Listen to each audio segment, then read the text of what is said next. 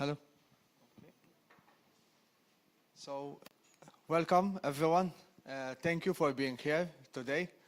It's good to see a number of professionals here with the aim of sharing ideas and gaining more knowledge about the topics that we're going to speak about today.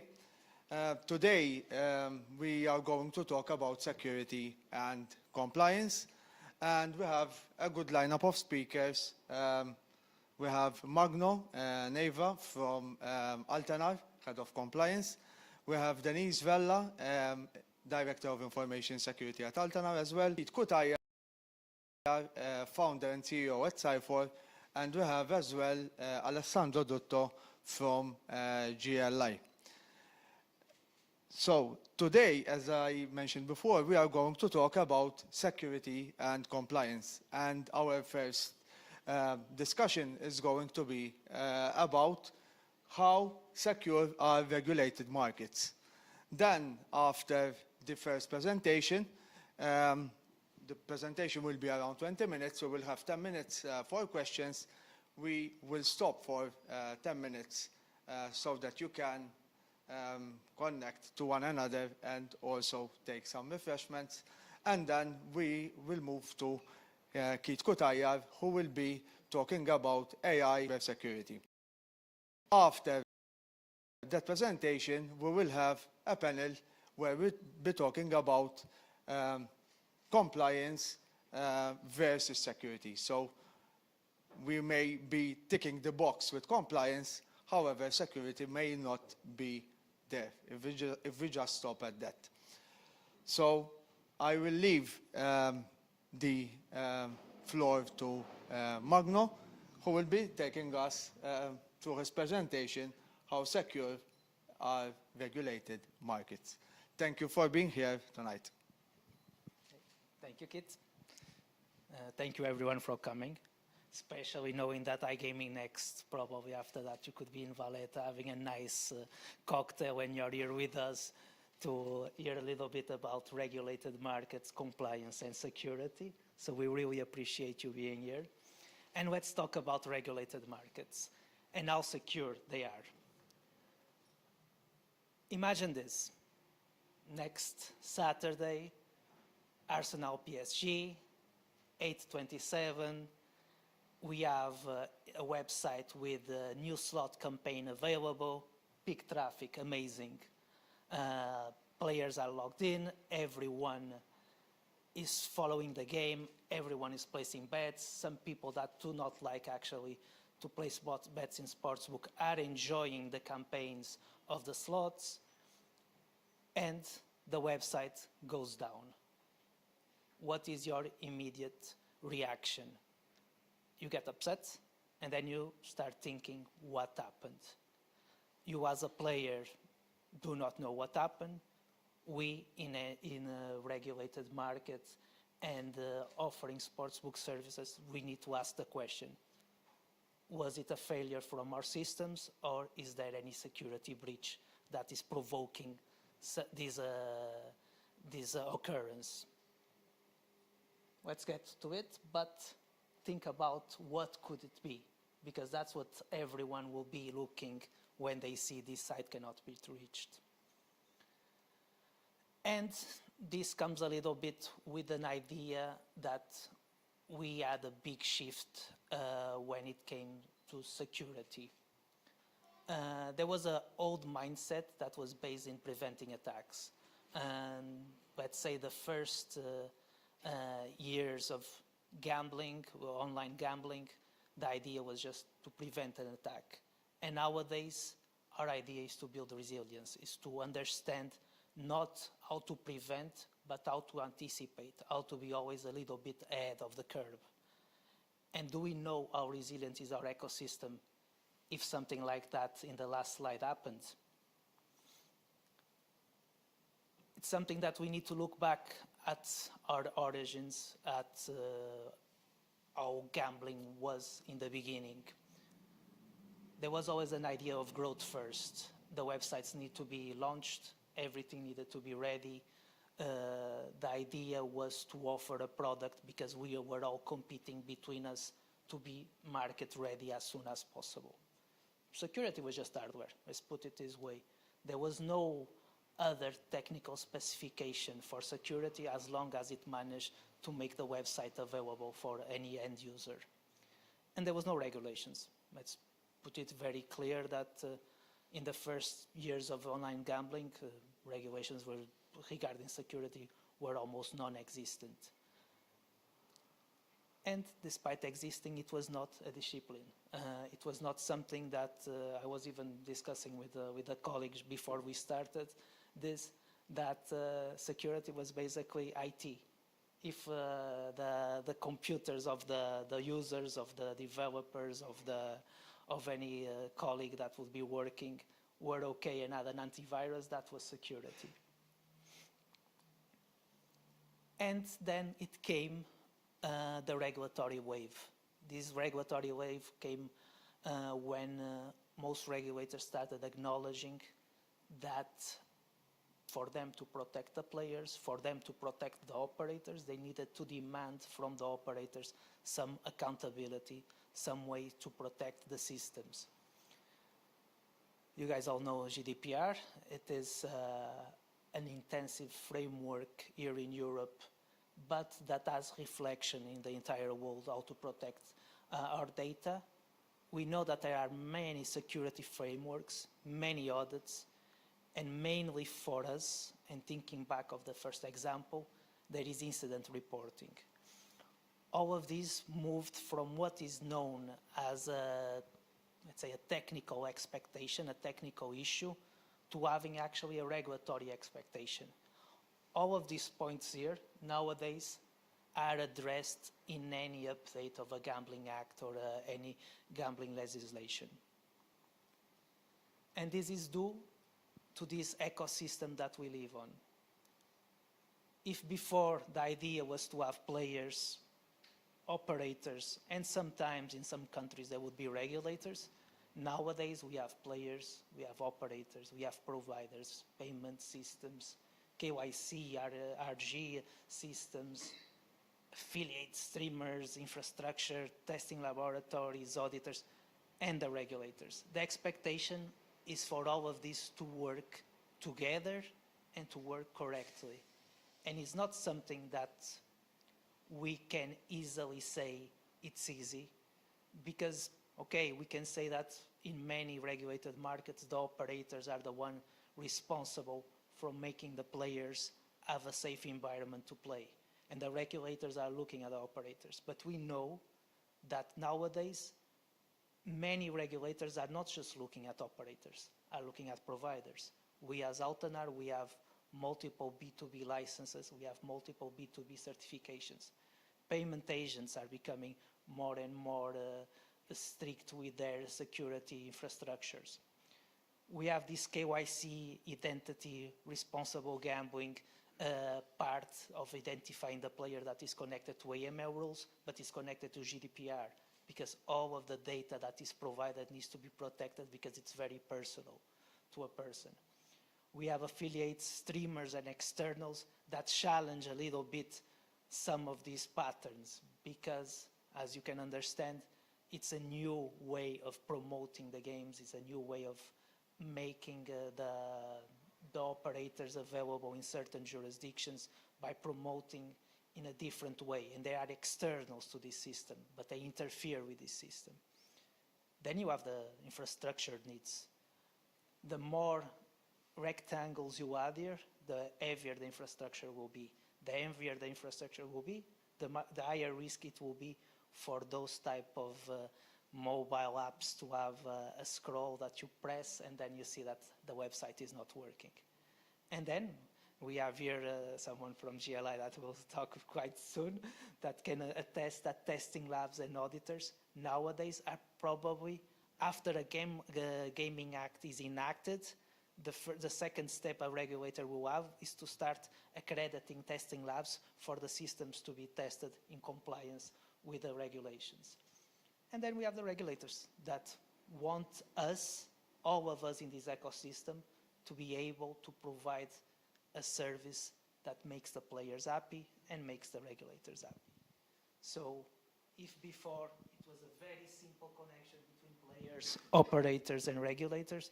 Nowadays, we have multiple layers to what is this ecosystem.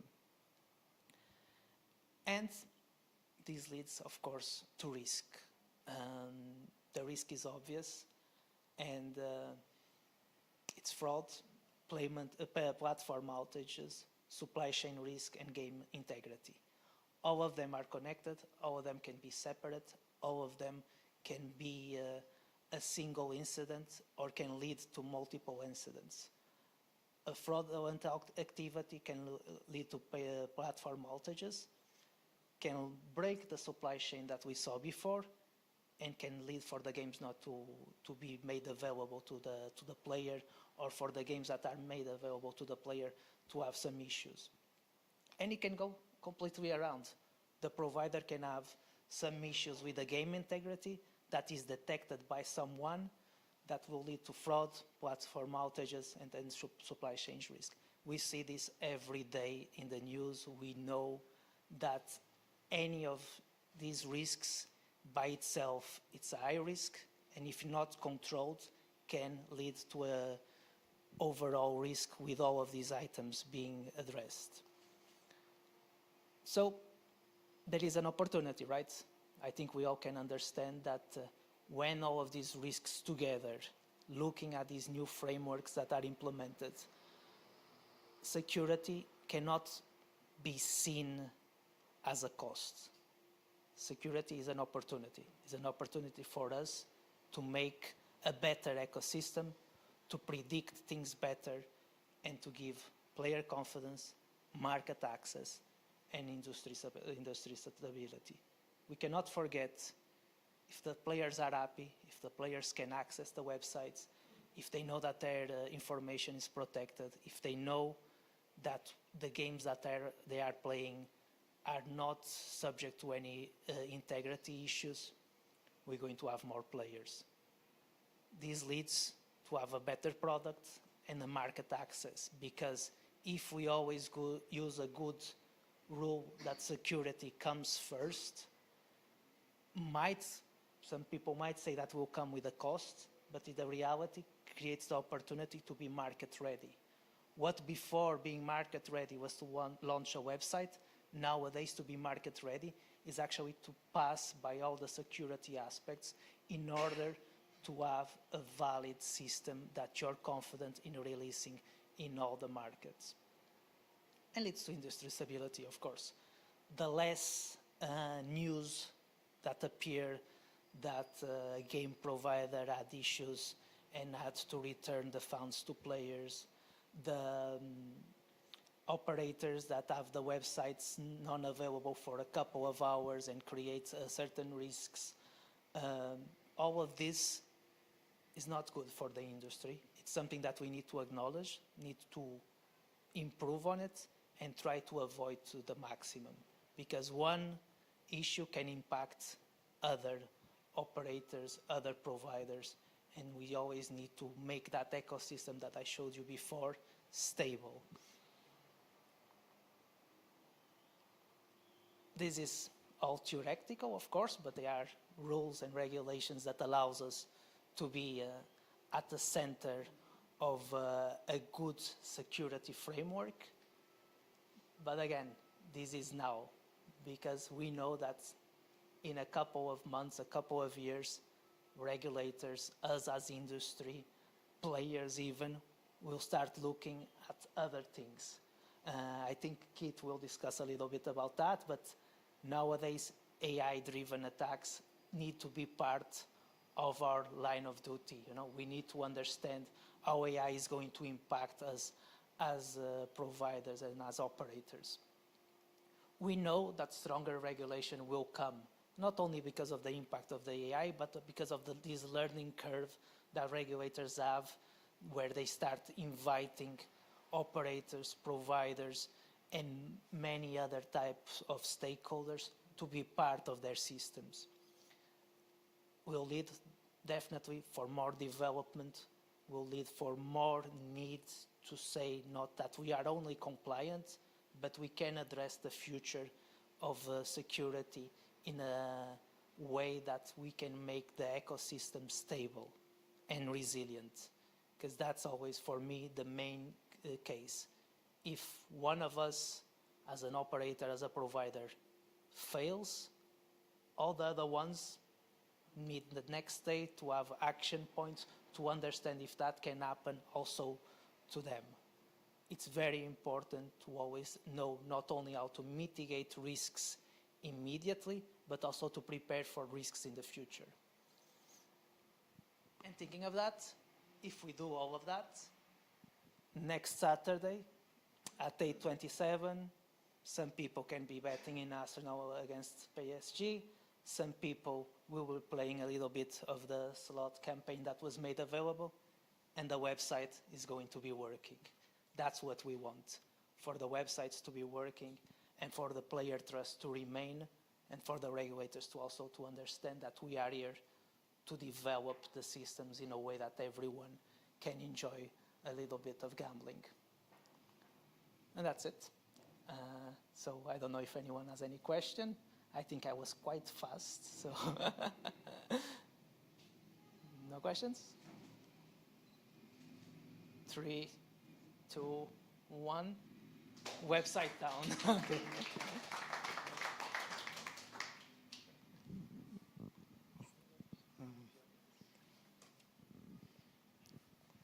Thank you, Magno. So now, before we move on to the next session by Keith, we will take a 10-minute break. We can meet again at around 7, and let's take some food and some drinks from the other room.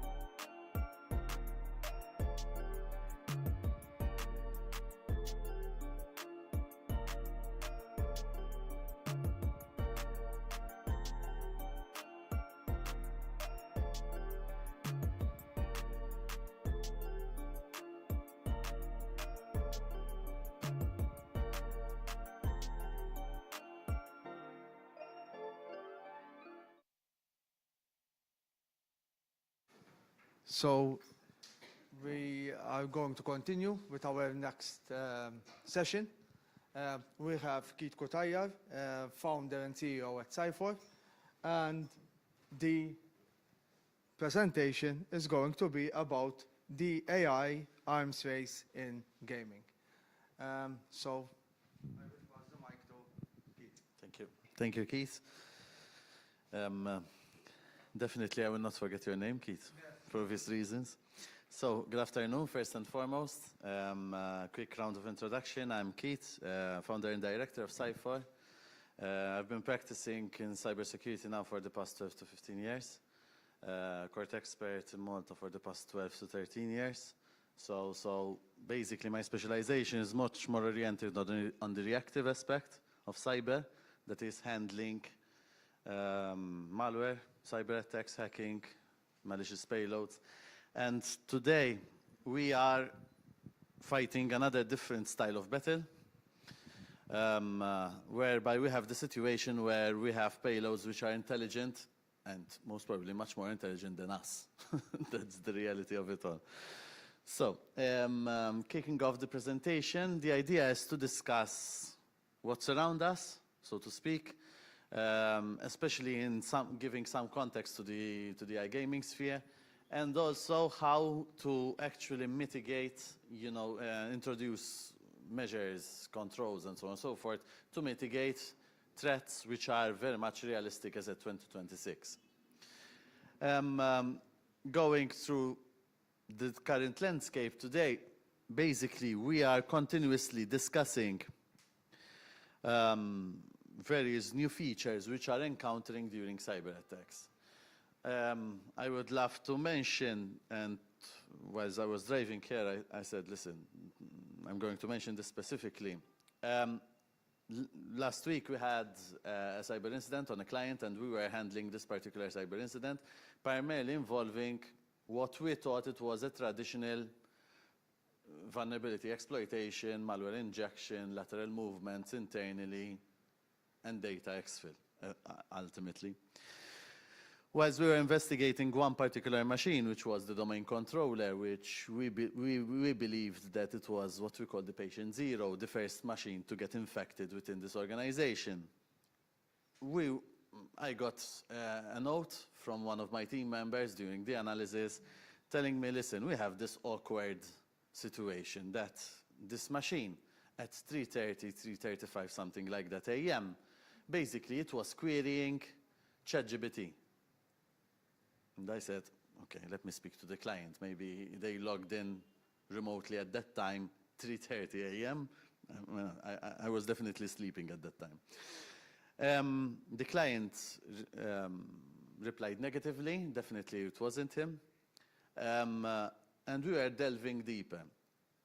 Ultimately, the investigation resulted that the malicious payload, the malware, the virus, call it whatever you want, was a 15 KB file, extremely small, running definitely under the radar of a typical antivirus solution. But the malware was highly AI agentic, we call it. That is basically when we statically reverse engineered, you look at the code and you would see that this particular payload was constantly querying AI models such as Chat, Gemini, and so on and so forth, to get strategies, to get code, to get polymorphic threats, and so on and so forth, to actually adapt to the environment where it was operating in.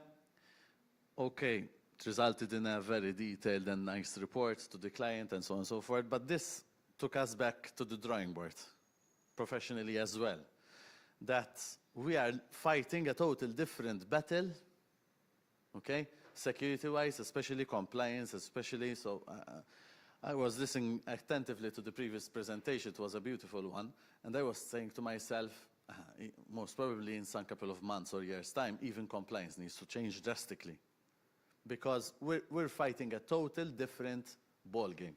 Yeah, we have the aspect of low latency needs, whereby, again, AI is hitting out, AI payloads are hitting out on this type of environment of an iGaming sphere.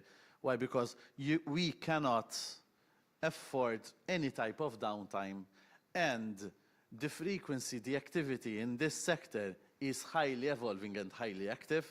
So it's not like in some environments, I'm not going to mention specifically, some environments are much slower considered in pace in terms of activity during their operations. Or, for example, after a certain time, at 4 or 5 p.m., operations almost stop completely.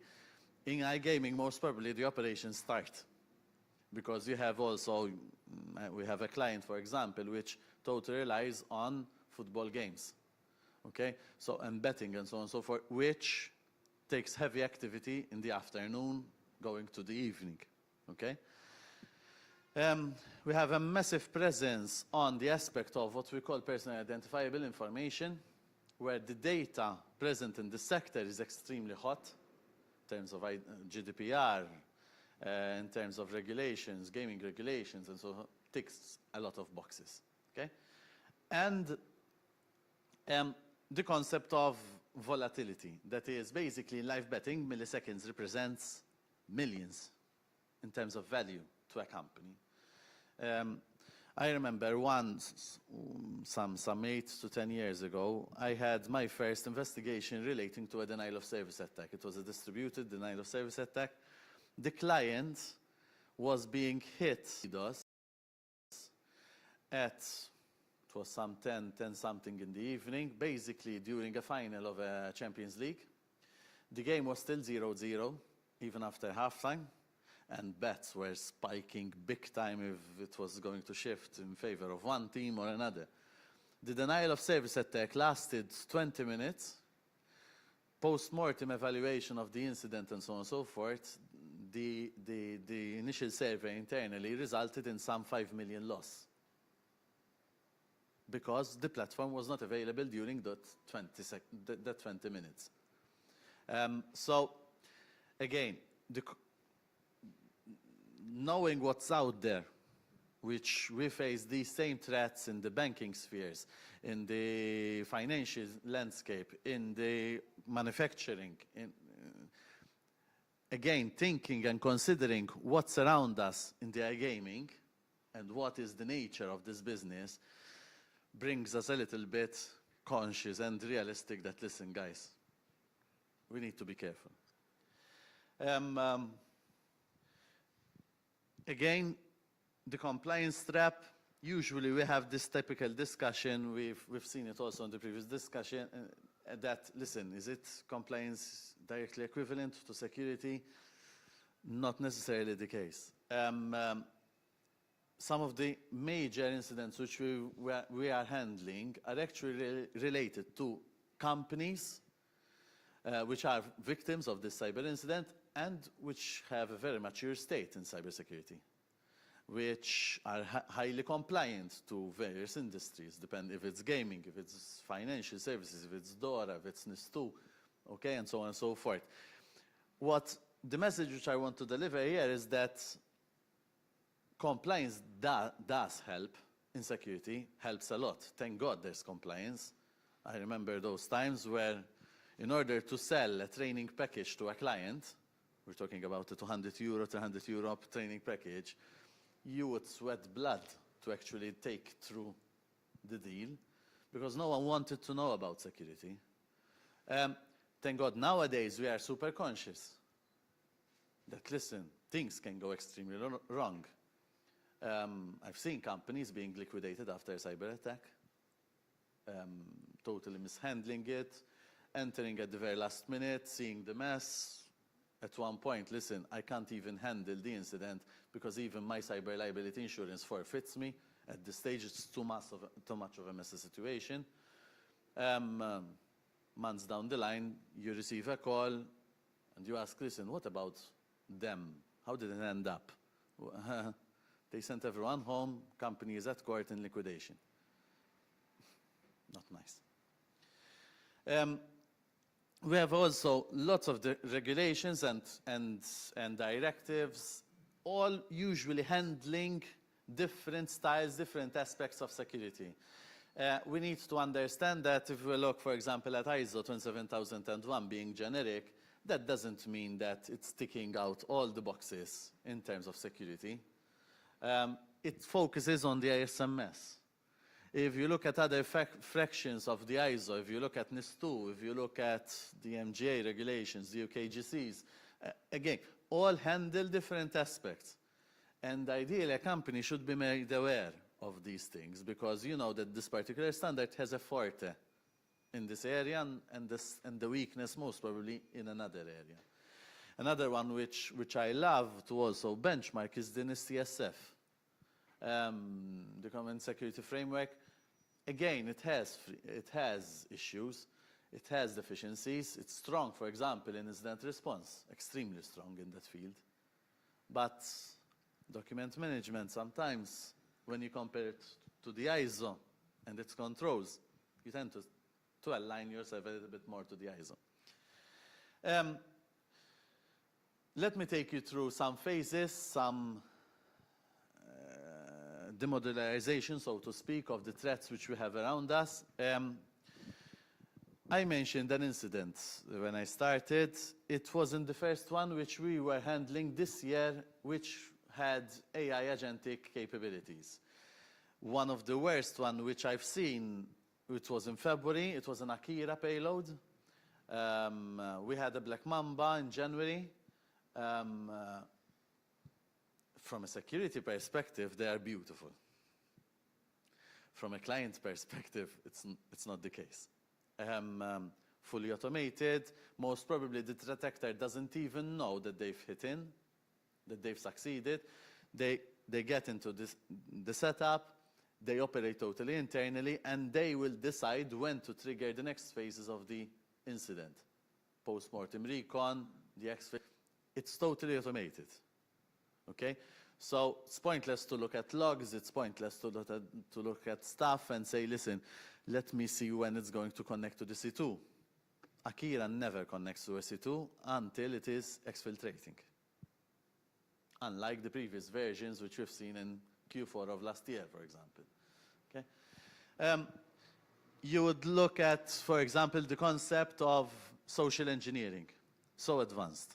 So advanced. We've seen bots from websites. I had a client in March tried to negotiate with the threat actor. We have a clause in our engagement that, listen, as soon as you start negotiating with the threat actor, we're out of the story. It is a breach of the FATF regulations under the Maltese law and European law. And as a court expert and as a company which is insured under Maltese law, I cannot even associate with you in that type of activity at this stage. But the client told me there was someone negotiating with me, that we were coming to some form of arrangements. I told him, do you mind sending me over the chat, a copy of the chat? We were parsing it and comparing it with a Gemini model, which we have internally. And it was resulting in some 98% similarity to an AI bot. And I was like, okay, and you would look at the answers, they were very reasonable. And it is a negotiation going on. Again, the concept of deep fake streamers, that you would see there's a link between these two individuals, supposedly individuals, but ultimately it's an AI bot, actually simulating an angry client, an angry player, trying to get something out of the support team. Okay? Seemingly his or her own right. You know, maybe they've lost something because of your system, because of a mishap. I've lost my credits. Can I get a refund? And so on and so forth. Everything is simulated. At one point, for example, customer support reaches out, can I give you a call, please? The call is done with a deep fake. Okay? We've seen models by Claude, for example. They're beautiful. You can actually have a discussion with a voice. You can actually change if it's a female, they can take a sample from your voice, 5 minutes, all it takes, of your voice, and you're there. And 5 minutes is long in these type of models. We've seen Case scenarios, these are all public, Rockstar, source code exfiltration.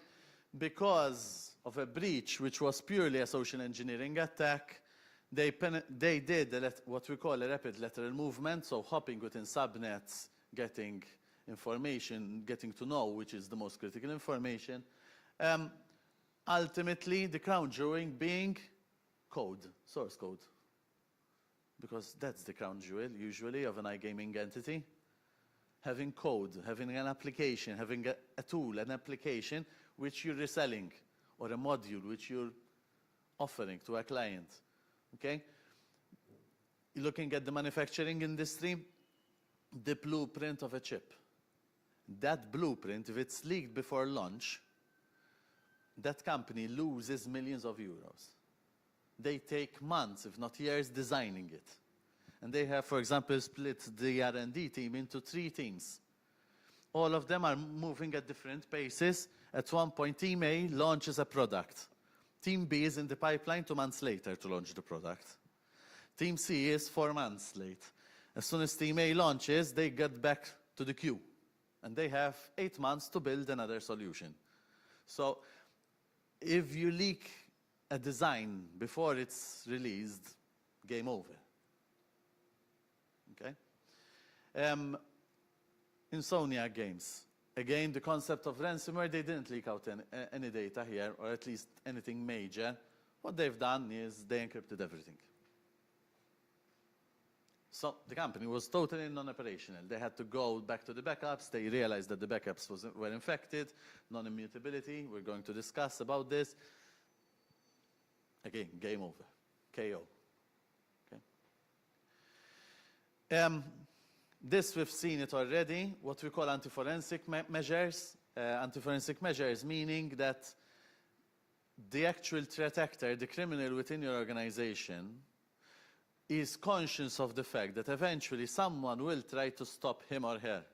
So let me try to hide or do something to stop or delay the investigator, so I can move freely inside. Okay? One of them is what we call the anti-cheat awareness. That is basically AI payloads recognize gaming-specific anti-cheat, for example, Vanguard and these type of technologies, and mimic legitimate player input, process signatures, to get what they want out of the solution. We've seen payloads trying different combinations, analyzing the results and trying to get the best possible pattern to achieve something. Okay? The advantage is that this is automated. It is done in seconds unless a system has some form of protection, delay protections. Okay? Adaptive lock tampering. We've seen situations, releases by threat intelligence platforms stating that, listen, please, when you're investigating Akira, bear in mind that it's not a mistake by the analyst that when you look at these type of logs, you find a chunk which is deleted. It is a default measure which they do. So they know that they are operating between 6 p.m. and 9 p.m. So at 9 p.m., boom, they go back in the logs and delete all their activity. So if you're investigating 2 months down the line, you don't find anything. Again, blinding the researcher. Why? Because we have processes which build sandboxes. Yesterday I was delivering a presentation to the Chamber of Engineering in Malta, to the Chamber of Engineers, and I took a different twist here on polymorphism. We had a situation where we're looking at documentation of a particular payload by a threat actor in China, originating from China. We were seeing that a payload, a malware, was creating a secondary process with a code and all the stuff. The secondary process ultimately stops the first process, kills it, destroys it. The second process regenerates another set of code, compiles it. Third process kills the second. It's a polymorphic mechanism, a way how a malware evolves. From stage 1 goes to stage 3. okay, in a particular format. That's why the querying on the Copilot, Gemini, Claude, Chat, and all this stuff. Because, let's face it, whoever here maybe is in development, you remember those times when we used to spend months working on an application. This thing never converges, never works. Then you realize that you have a variable which is wrongly placed and so on and so forth, you know, those times. That type of development nowadays is done in seconds. So, and unfortunately, now with these payloads, they actually take a decision on their own and they do the polymorphism. So when you're investigating a particular nature of attack, you realize that you're misled. At one point in time, it shifted behavior. Total shifting of behavior.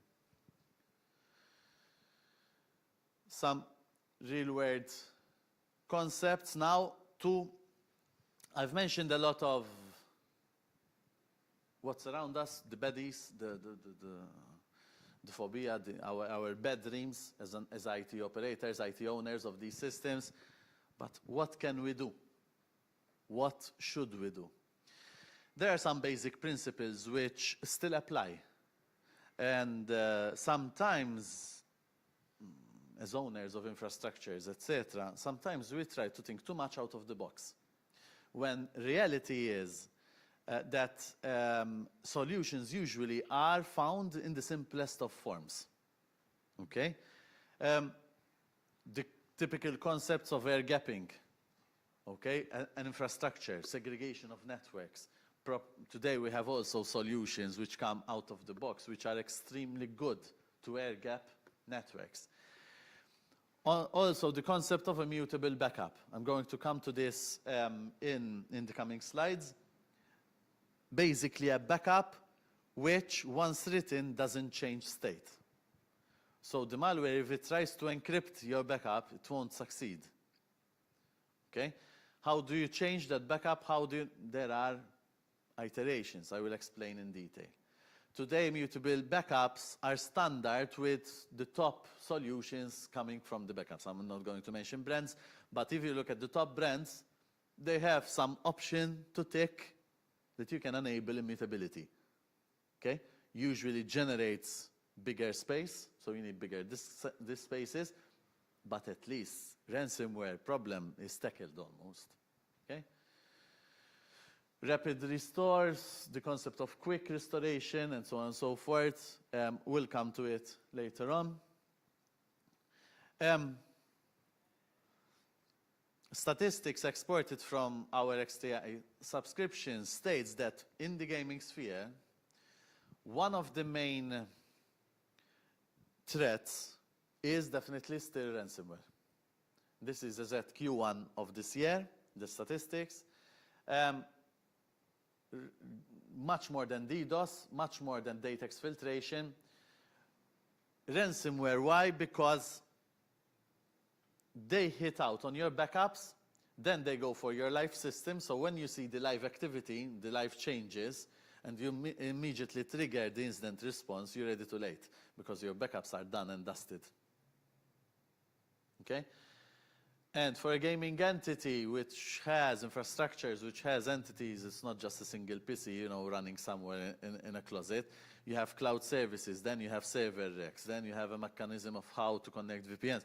All this infrastructure, when you get these modules totally disabled, the IT gets a massive headache to restore, especially if they are encrypting your blueprints for a solution which you're selling. Okay? So, coming ultimately to this rule, what we call the immutable 32110 rule. This is a principle in backup which frankly is not new.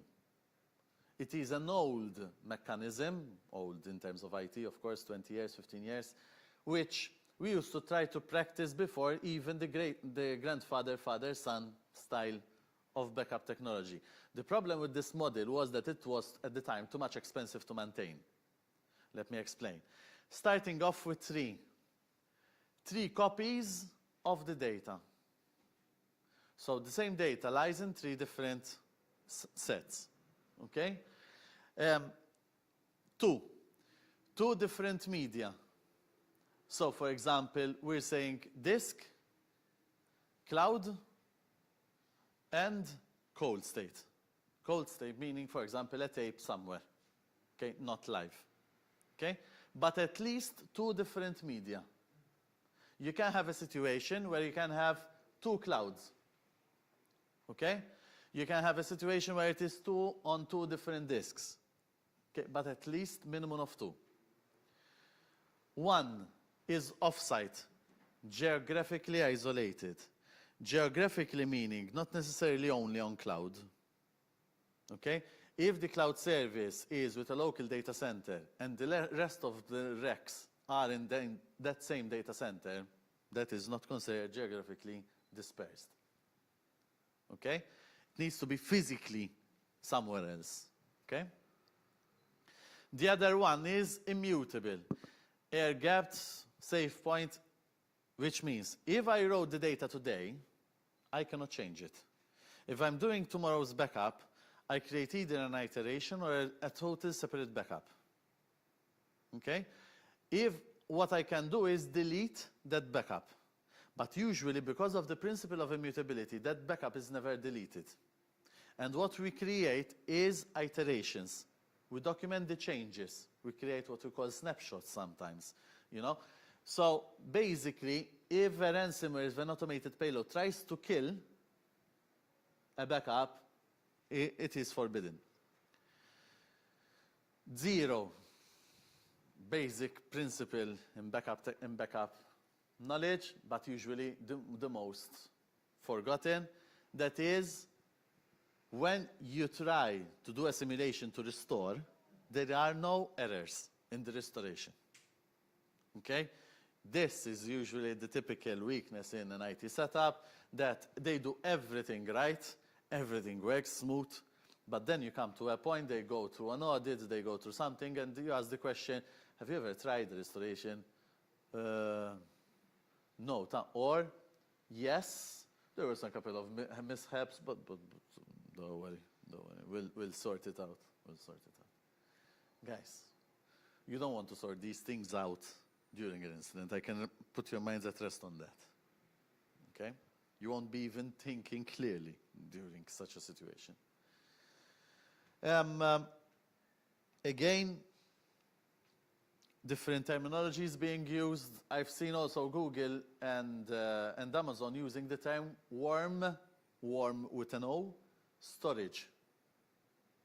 That is an immutable storage. It is resistant to worm attacks. Okay? Write once, read many principle. Logical air gapping, and so on and so forth.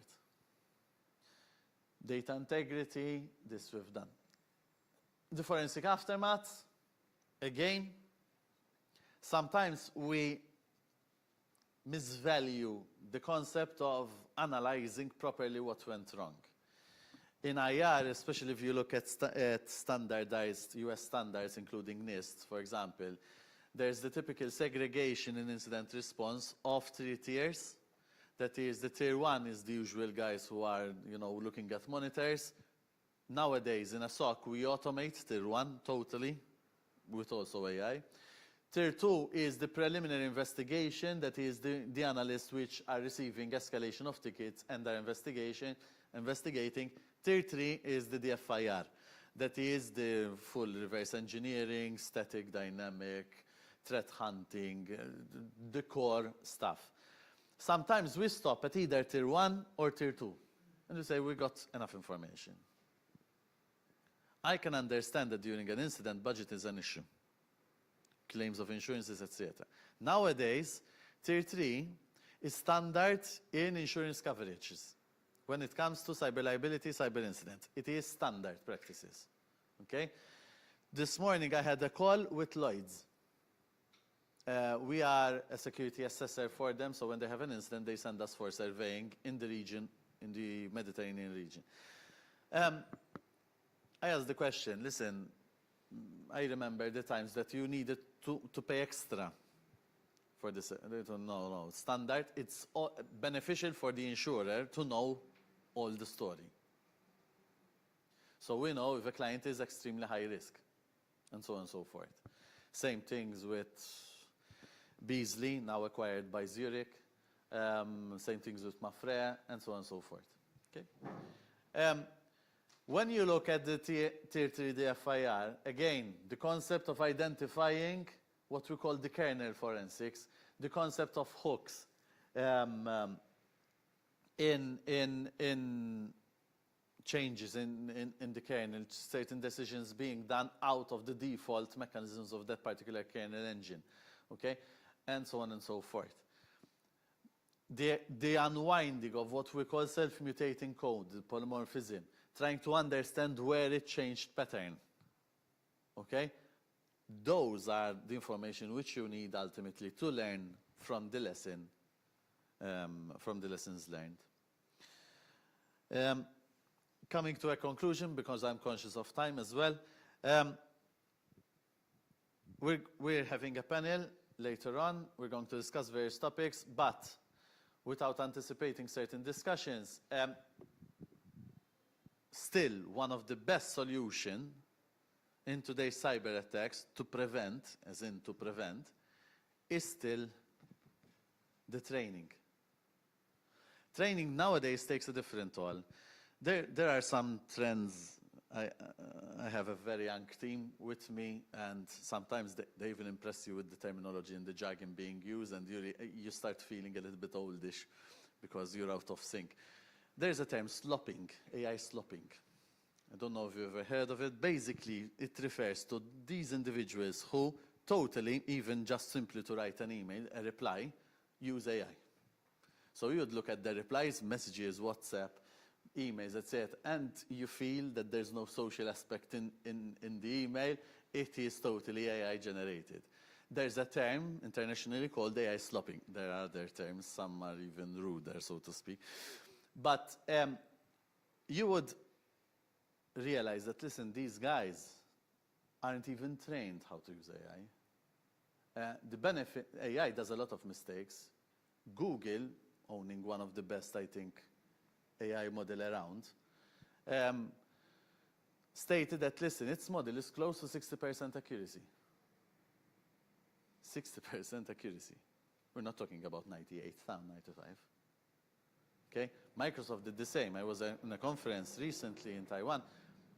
They were doing affiliations, trying to affiliate with certain semiconductor business. They clearly stated, we need heavy semiconductor technology in order to skip the 60, 65, 70% accuracy, because at one point in time you need power in thinking, iterations, and so on and so forth, to generate good results. We need also to train our staff how to detect these things, because ultimately it's all human. We're the weakest link. Okay? Resilience, again, move from a hope to what we call immutable evidence. That is making sure our infrastructures are at their top state, cleaned, maintained, good compliance, good documentation, good GRC. But at the same time, we are equipped as well that if something goes wrong, we know how to exploit the nature of the incident to understand and learn a lesson so as not to happen again. That's all from my end. QR code for LinkedIn and so on and so forth. It's not a payload, rest assured. At least if there's anything on LinkedIn, I don't know.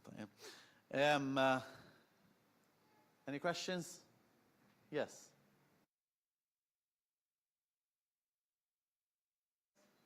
What level of air gapping is achievable? Because at some point you have to open firewall rules to test your DI and to patch your backup system. If the admins forget the firewall rules open, it's not air gapping. So A friend of mine works at a bank, at a very big bank, and we were tasked to run a vulnerability assessment and a pen test, eventually going also for what we call a threat-led penetration test. And it's been a while since we last met. We graduated together in 2010. And we're having a very casual discussion at one point, so it's not just I'm testing your infrastructure, you know.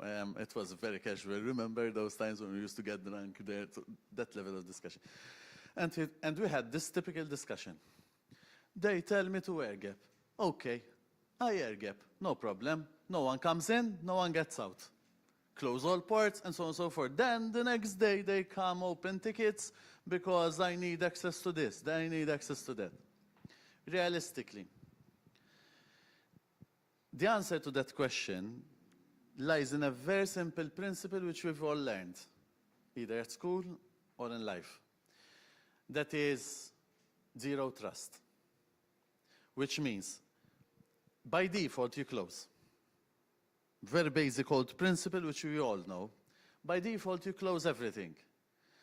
Then you open only the ones which either you have some form of risk assessment on that type of risk exposure. The company has the appetite to engulf in that risk and so on and so forth.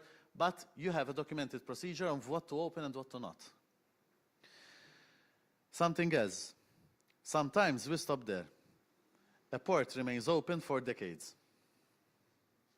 Decades. Then we realize that, listen, for example, typical situation, an investigation, you realize logs coming from RDP and then other two solutions, remote viewing. And I told them, listen, how many solutions do you use? No, only RDP now. And what about these two? They're open, the ports. Ah, yes, 2 years ago. We don't revisit. We don't review. What I suggest is ideally, depends of course on the load, every 6 months, every year, you do an exercise to go through what's open and what's not. There's no clear-cut solution to that answer. Your system is air-gapped in a different way than even a competitor which operates on the same line of business. Air-gapping is done totally different. Some do simple air-gapping just by creating subnets. Some do air-gapping by doing physical jail air-gapping. Some do air-gapping by creating access gateways, solutions. It's a brand A, and in order to move to another data set, you need to go through another total different make and brand of a gate. Okay? Different situations, different solutions. It all depends at the security by design of the infrastructure and the continuous reviewing.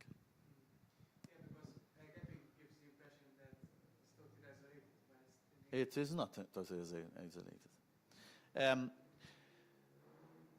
We refer to the principle of air gapping for the very simple reason that if there's some form of network connection, we know about it, and we know also the terms and conditions of that connection. It's not like an open for all or open port 80, open SMTP.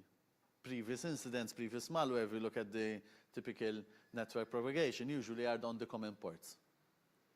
We used to have on the POP SMTP. Usually the old protocols, you ask them, we don't use POP, IMAP here.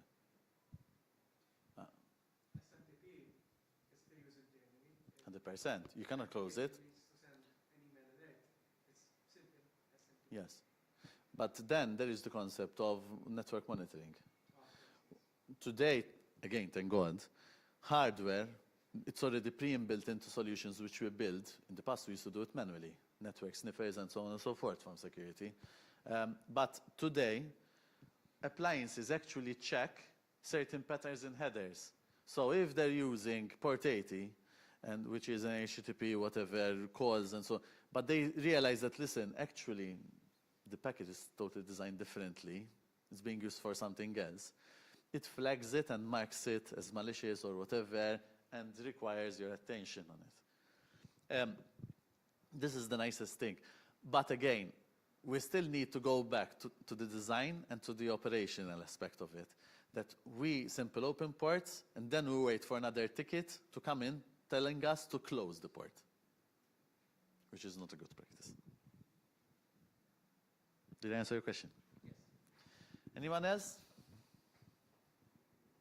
Yes. Can I give you? Yes. Let me give him. All right, hello. So you mentioned the 3 levels of backups, and one of them was the immutability, Yes. and there's GDPR. Yes. So if a company gets a request to remove the Right to be information, forgotten. what would you suggest the company to do in this case, once it's immutable? Mela. GDPR. So you're challenging now my memory in terms of which clauses, etc. it applies. But basically, the law states that you have the right to be forgotten, which can be triggered by any subject person, whilst at the same time, for example, even when it comes to data retention, that is another challenge to be done, especially when it is an iterative-based backup. Discussions which have been done also at EU level. The law doesn't state period, so it doesn't tell you, listen, you need to keep it for 10 years, unless there is another regulation, financial regulation, which tells you the accounts, you need to keep them for X amount of time. But the biggest problem, as you're rightly stating, is the right to be forgotten, that an individual can come over and tell you, listen, can you confirm in writing that you don't have any type of data which belongs to me? In this particular case, and to all the IT guys, please close your ears, because this is massive burden and hassle. The only solution in these type of backups is actually to create a secondary backup which is clean without this particular good fella, you know, which requested his data to be deleted, and go back through all the data backups, and there's a procedure to unlock and delete. The unlock usually is done, so the permission to delete a backup, because it's immutable, is done with what we call a one-time pad, a one-time password, which is active and can be used only once. Okay? Various solutions, without mentioning again the names, permit this particular mechanism. Some give it as an option and you need to pay extra. Okay? When you do that, when you come to that stage, you need to remember that you have a single copy, not the 3. So you need to start afresh the model. What we've found as reasonable, and there are even court cases dictated by European Courts of Justice about this, especially during the interpretation of the GDPR, is that a company is found sufficiently complying to that condition if it states that, listen, yes, we will be deleting it over a course of a week, over a course of 2 weeks, because of this mechanism. Because a court... The problem is that the requests come every day, right?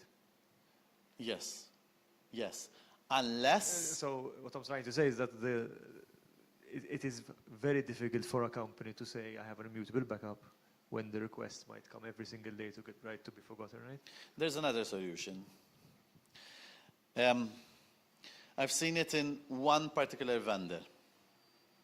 Maybe I'm wrong and it is present in other vendors, where it creates an iterated snapshot. So the idea is you always have what we call the mamma, the basic state of data, and all the time you're creating iterations. In order to create a restoration point, you need to pick the mamma and go through, restore all the other procedures to come back to a particular state. One of the snapshots specifically has a condition to delete Keith's data. So during the restoration data, you have Keith's data, but at every single restoration, you're constantly deleting his data set. If you tell me, is it a clean solution? I don't think so. But this is the problem which we face between the legal and the tech. Yes. You also mentioned data retention.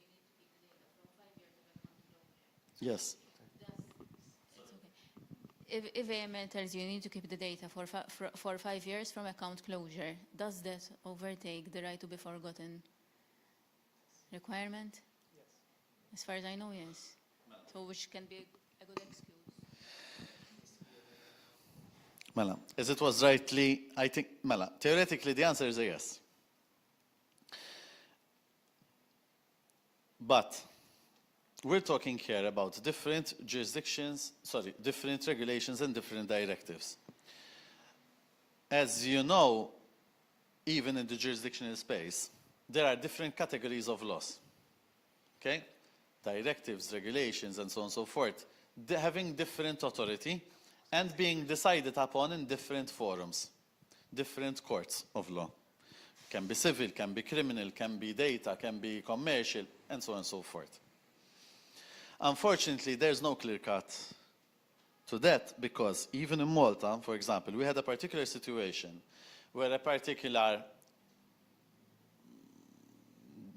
dispute was decided upon in a tribunal, in an administrative tribunal, we call it, which is an inferior tribunal below a court, still chaired by a judge, and the judge decided A, left.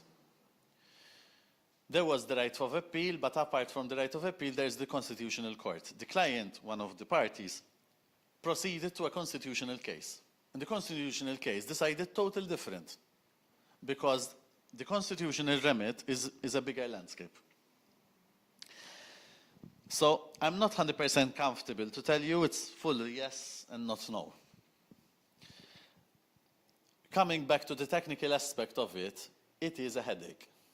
So to link the queries, because they are interlinkable, it is a headache. Because at the same time, we're trying to solve the issue of immutability, of the law right to be forgotten, retention periods, and so on and so forth.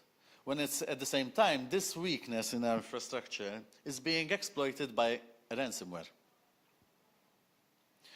What about the IT, which is in the middle now? How do we solve this? The best solution, which is up until today, is most probably something close to this, which is a paradigm in backup technology. We used to have the grandfather, father, son. It was at one point a mess. If someone detects the pattern, a malware can sit on a network for a month, sufficiently enough deleting or mishandling all your data in that whole iteration of the grandfather, father, son. Okay? This particular mechanism of the immutability, of course, gains a little bit of an advantage, but creates a massive administrative headache. Maybe we come up in a solution and we meet in a year's time. I have a second question. Yes. So we also open ports, right? You mentioned that we open ports on the network. And an administrator, for example, is requested to open a port 80, which is a typical port for genuine one. web Yes. server. However, the actual person who's using the port uses it for another reason, not actually HTTP. In that case, obviously there is firewalls and technologies that are scanning the actual type of data coming through, right? Yes. But not all the companies can afford it. So the problem is not affordability, if I may add. The problem is encryption. Okay.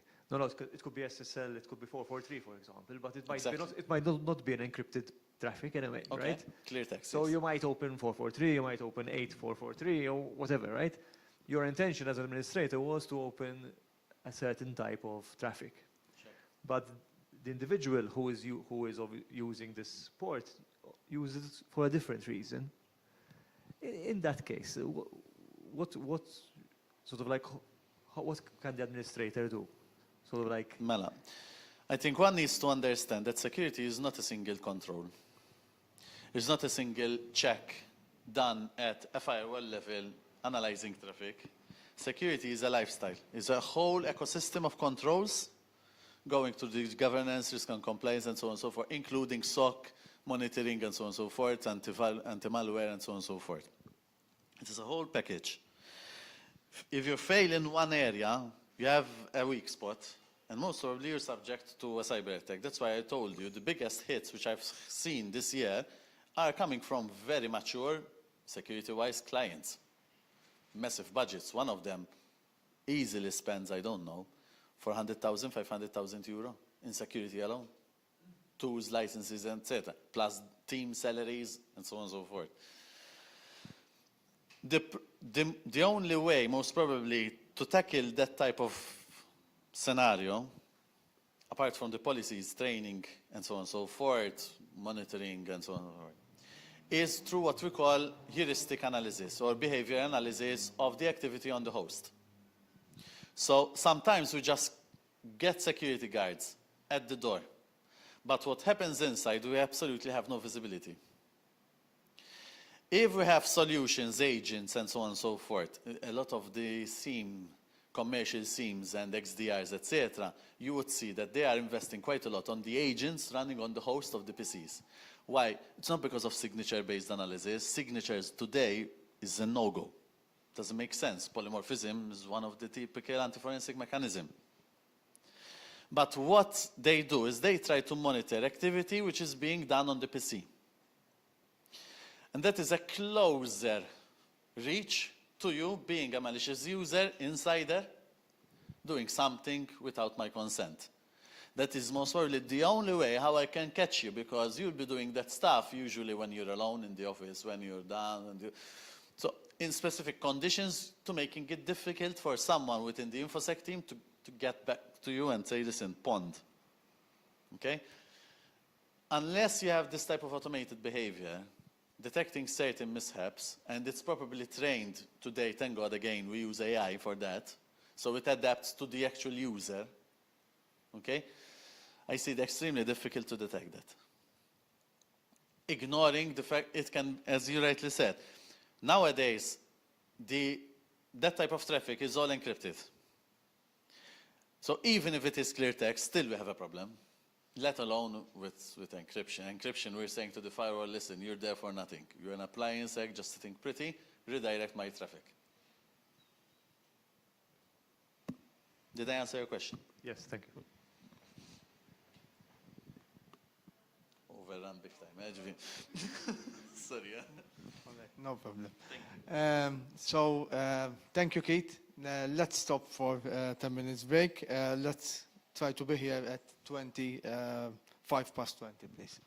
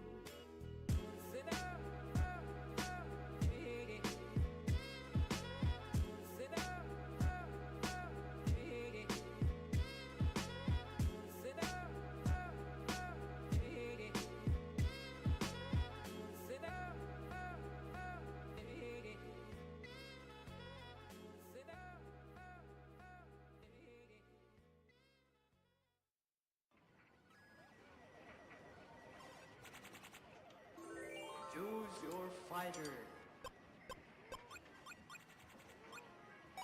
Lightning Inspired. Fight.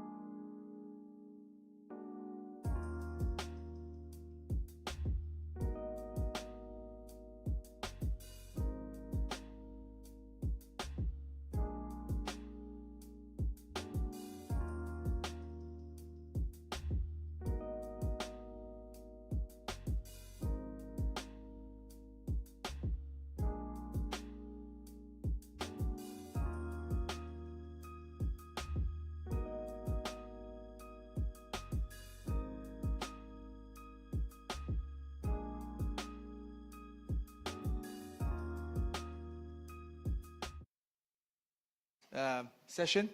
We're going to have a panel. So today we've been discussing about compliance and security. And basically, as we've mentioned, companies spend a lot of money on certifications, compliance, audit, yet breaches still happen. So the key question for today, and even as we've seen in the previous panels, is about whether compliance generally improves security or whether organizations sometimes become compliant without becoming secure and resilient. I will do an introduction again of the panel. We have Denise, Vella, Director of Information Security at Altenar. We have Magno, Neiva, Head of Compliance. Cutajar, Founder and CEO at Cypher. And we have Alessandro Dutto, Practice Lead Audit and Risk Services, Bulletproof, a GLI company. So I'm going to start with you, Magno. Since you work across multiple regulatory environments, how much does compliance with regulations genuinely improve real-world security outcomes?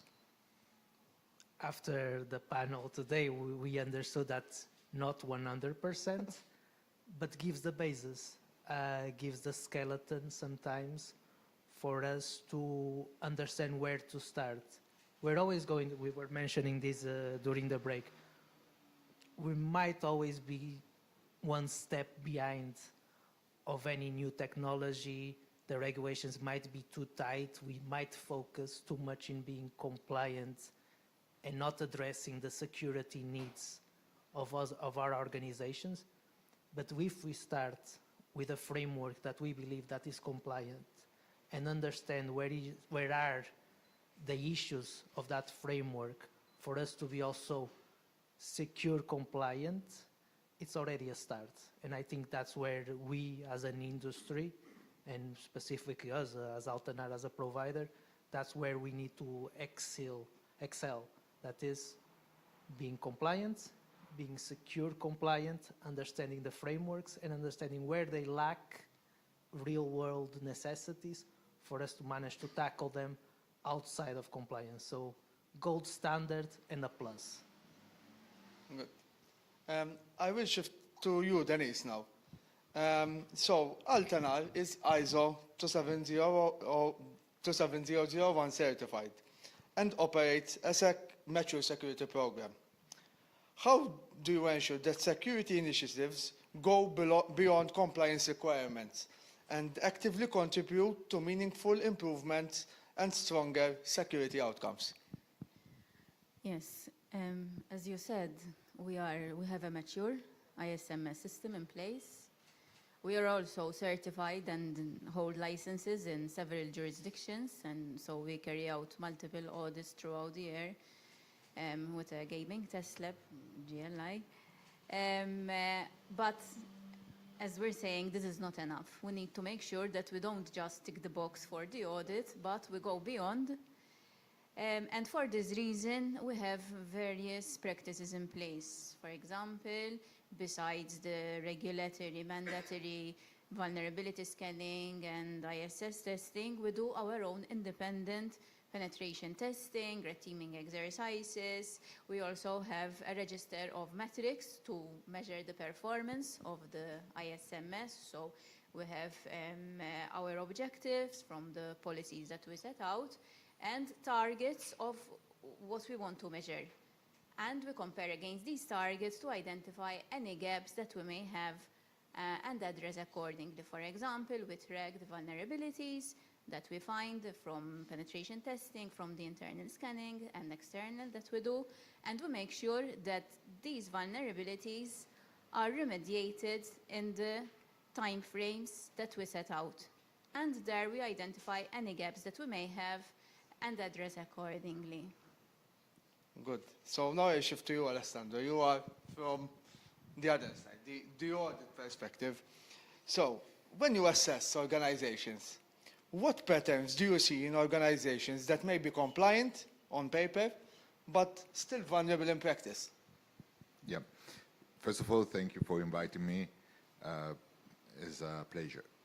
GLI audit most of the gaming companies. I mean, we spend a lot of time in building as well, not only, let's say, our activity, but trying to build a better gaming industry in terms of security, because we think that security is very important for our clients to stay in the business. Given that the pattern that we usually see is a matter of maturity. There are different maturity levels within the industry, and our clients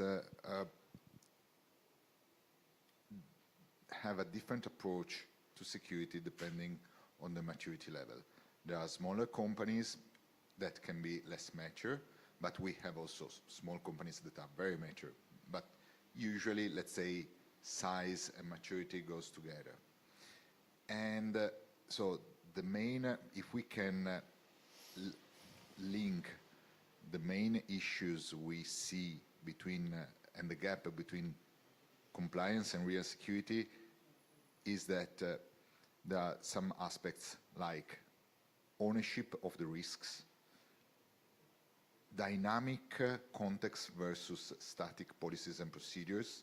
I mean, most of the times we have policies and procedures that are written but are difficult to be implemented because the environment is already changed. So a dynamic context requires a dynamic approach, and compliance done for compliance reason. Sorry, security done for compliance reason. Most of the times we see the top management that is required by the compliance office to set up the security division, because they need the security for compliance reason. While how to fix this? Usually this comes from a top-down exercise. The best solution is to have the top management involved and to push for security, not for compliance, but the compliance is a natural result of security. I mean, going over and beyond the compliance is very important nowadays, because just the compliance, as Magno was saying, for compliance reason is not enough. So the frameworks are there, the gold standards are there, but it's needed to go beyond.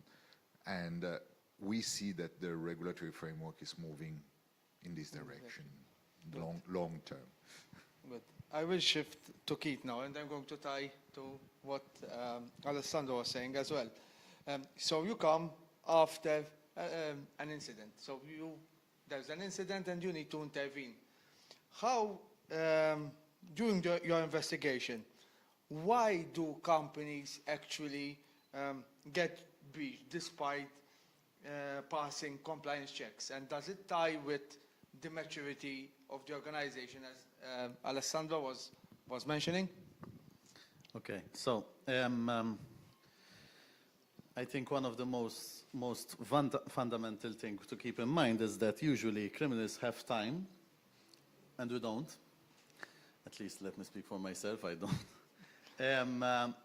They can easily spend months monitoring a victim, trying to find that loophole, that vulnerability somewhere. In reality, when you look at companies, we're always chasing time. We have limited budgets. We can do endless tests. Most probably, in every single test, we'll find vulnerabilities in anything. The question is, at one point, you need to draw a line. So what we're trying to do, as Alessandro rightly mentioned, and also my colleagues Denise rightly mentioned, is that at one point you need to draw that line. Everyone needs to find that line, be it a standard, be it a regulation, being an audit, being a compliance exercise, a gap assessment to a standard. Something needs to be driven. But there will always be that vulnerability somewhere, that hole which someone can exploit. In the past, we used to say, listen, usually a criminal takes from 7 to 9 months to observe a victim and so on and so forth. This was statistics even published by Europol and so on and so forth. Today, we're looking at 3-4 months because of automation, because of AI, because of feeds, CTIs, and so on and so forth. What is important, and this was already mentioned by my colleagues on the panel, is that there's no one size in security which fits to all companies, and apart from that, one needs to create additional layers of controls, additional layers of checks, which, should one defect, ideally, a vulnerability is detected or something is detected by a second line, by a third line, and so on and so forth. One thing which I want to highlight is that you can always carry out endless and countless checks, audits, and so on and so forth, but usually, the weakest link is the human aspect. Okay? You would look at policies and procedures, GRC mechanisms, compliance mechanisms, audits, which are beautifully written, but then you have someone who either because of speed, because it doesn't have time, clicks a link, downloads something, plugs in a USB, the usual stuff, which still happens during an organization. It starts off, it depends on the malware, on the threat actor. Usually it starts off from something extremely small, then gets bigger over time. Good. Thank you. So I will switch to Denise. So as you know, the gaming environment is quite fast. So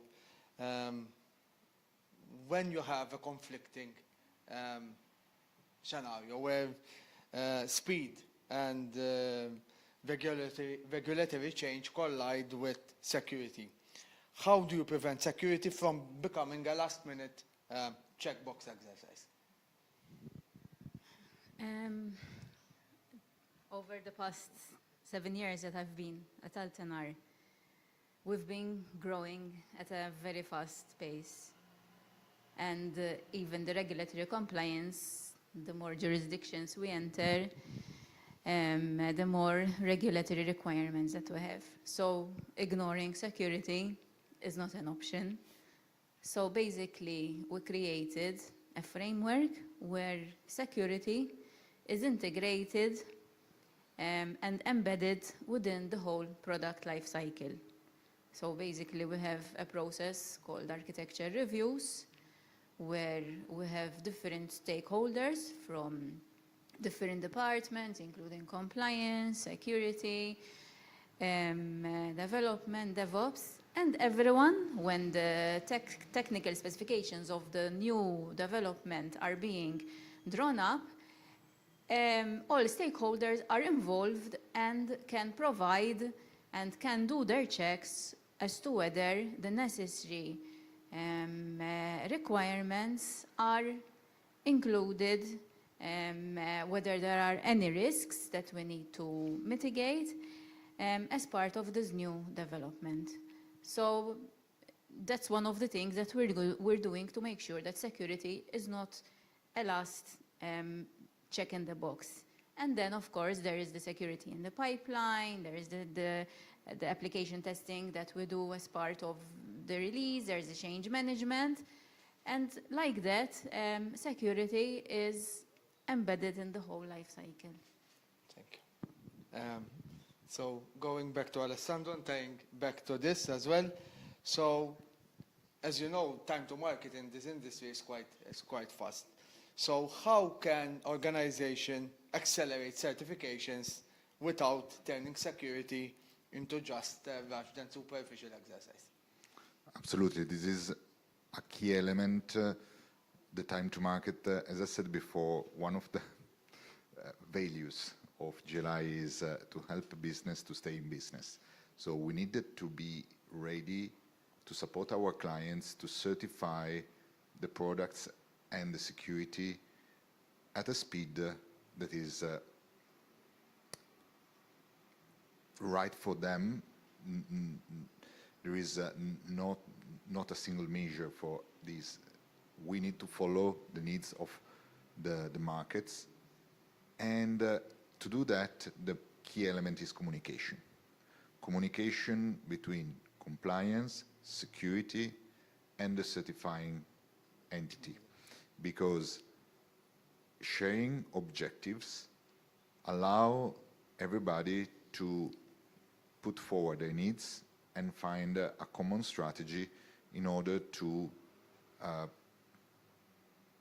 find the best way to approach a successful conclusion of the path. So when we speak with our mature client like Altenar, we don't look just at the single market, we don't look just at the single infrastructure, we look at the overall planning they have, where they want to, what they want to achieve, and how we will get there together.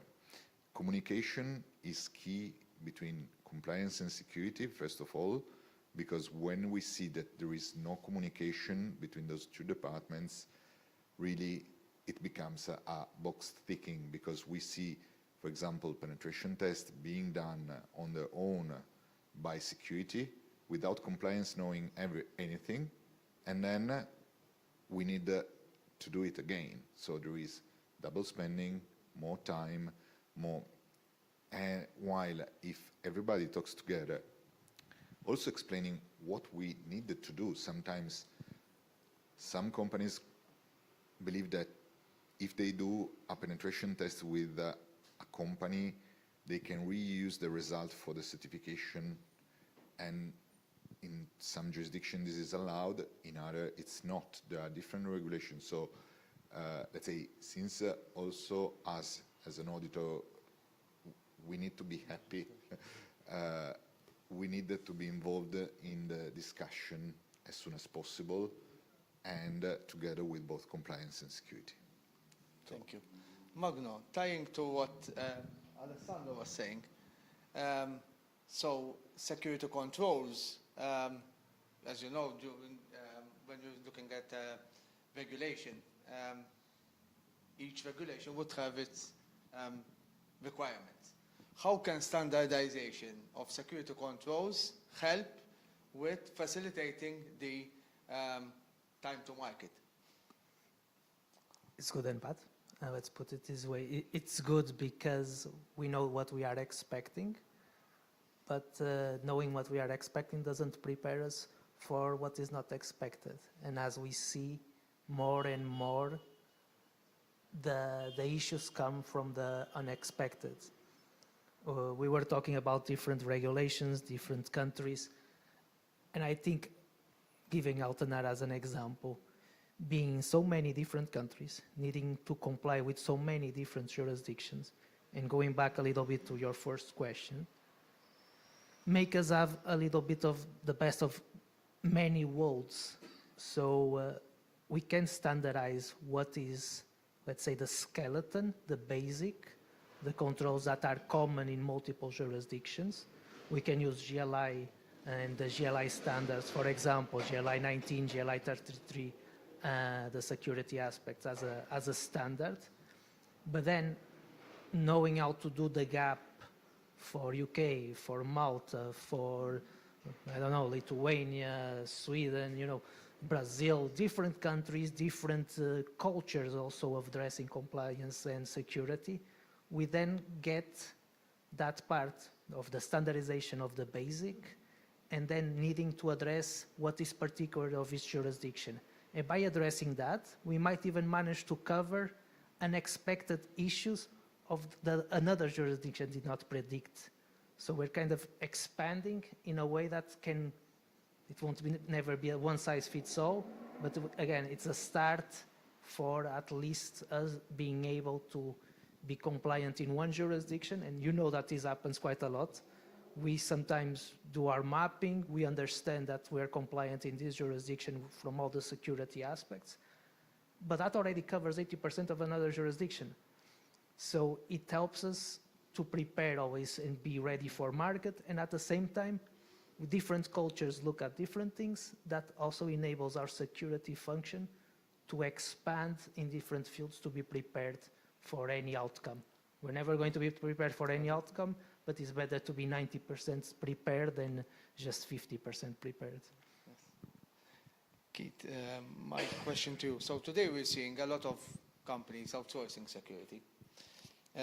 So when we outsource security, does it actually improve the security outcomes, or people think that by outsourcing security, they are shifting accountability? Mela, let me start from the last part. Accountability is not shifted. Various frameworks, various legal obligations still apply. Although you have another party, depends on the case and on the matter, that same party can take some burden out of that liability. But it is not shifted absolutely. So people have a perception that I'm outsourcing security, so if there's a question, ask them. It's not the case. So we offer cheese as a service. That doesn't, I'm a registered officer with, for example, the Financial Services Authority and so on and so forth. But having said that, although I'm a subject person to a certain extent under law, still the company has its liability, the client has the liability as a security as well. The benefit of outsourcing comes in different forms and facts and styles. Why? Because one, you have an independent view of how to look at the same solution and how to carry out a security assessment. So let's say penetration test. Have a penetration test done from an insider, it's good, gives you a value. From an outsider, gives you a totally different value. Why? Because they're looking at the picture without any type of restrictions usually or formats and saying, listen, we have a bigger picture of what's happening outside because we're constantly handling incidents, for example. So we know exactly what we're testing because nowadays is that May of 2026, this is the current landscape, okay?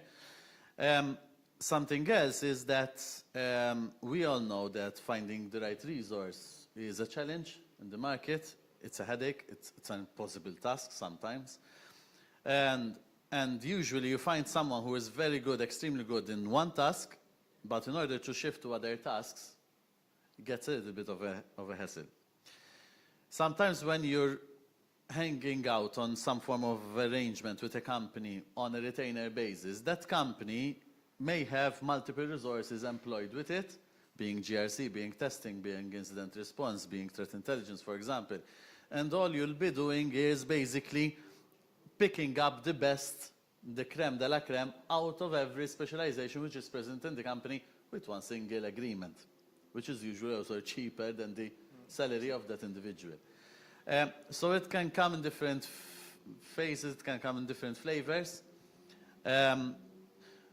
Of course, as a service company, we encourage by default, but we encourage not only just commercially. I can understand why, for example, there's internal audit and there's the external auditor.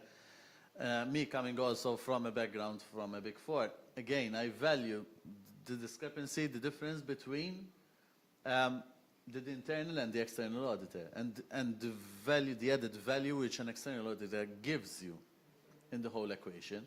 So, because they are seeing everything from a bigger landscape, from an outsider landscape, and maybe also bringing into your ecosystem new skills and new trends, which most probably within your enclosed ecosystem, you're much more confined to get them.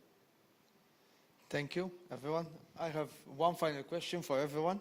So, if you could give organization one practical recommendation to improve security beyond simply achieving compliance, what would that be?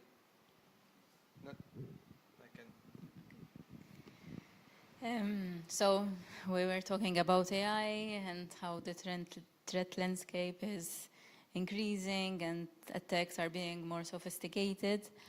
I think the most important thing is addressing the human element, and I think it was also mentioned by Keith. We need to create a security culture, a culture where everyone is conscious of everything that they are doing, and be mindful of the possible risks that they can create with their actions. Whatever they open an email, download a file, click a link, because I think most incidents, that's where they are starting. Yeah, I was going to say almost the same. I would add a detail because many times we see the training of and the creation of this culture focused solely on security or on compliance.